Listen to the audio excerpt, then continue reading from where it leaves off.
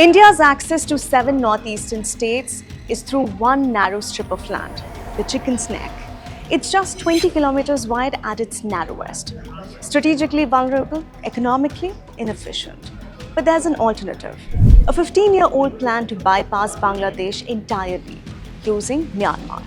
It's called the Kaladan Multimodal Transit Transport Project, or KMM-TTP. And after years of delay, it's suddenly become very important. Hi, you're watching the Indian Express, and in today's video, we will understand why the Northeast Kolkata link via Myanmar and not Bangladesh has become significant.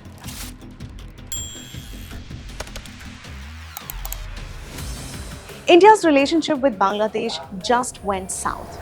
After the fall of Prime Minister Sheikh Hasina in August 2024, one of Delhi's closest allies, a new interim leader, made a not-so-subtle jab. Northeast India is landlocked. Bangladesh is the only guardian of the ocean. That hurt. So now India is moving fast. The government has just greenlit a 166 kilometers 4-lane highway from Shillong to Silchar. That road will eventually stretch all the way to Zorinpui on the Myanmar border, linking the northeast to ports in Kolkata and Vizag via the Kaladan corridor. No more dependence on Dhaka.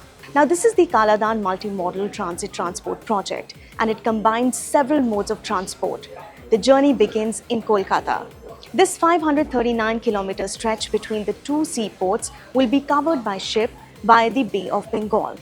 Although this route has technically been operational for decades, India has invested significant resources to upgrade the Sitwe port to increase its capacity. This part of the project has been completed.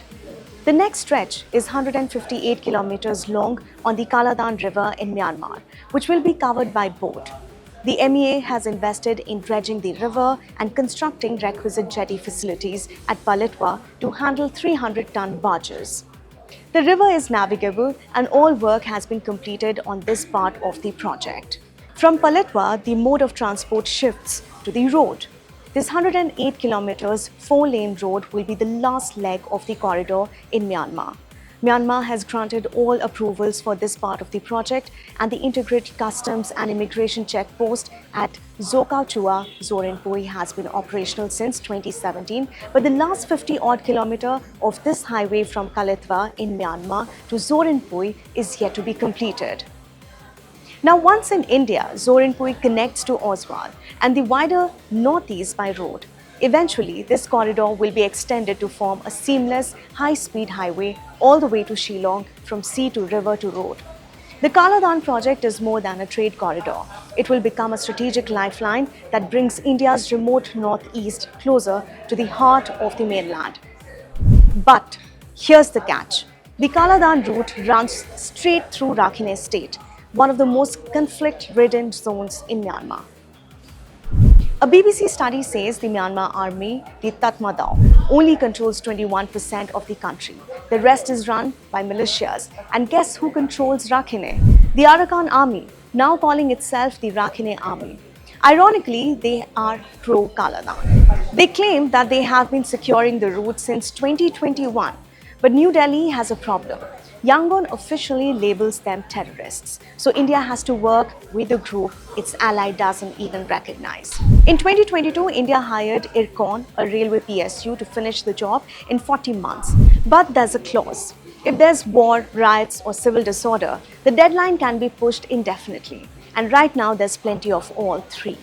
So while the Kaladan project could transform the Northeast's future, it's caught between New Delhi's urgency, Dhaka's cold shoulder, and Myanmar's chaos. Until things stabilize, India's backup plan will stay stuck in the mud. That's all for now. For more such explainers, stay tuned to the Indian Express. Thank you so much for watching.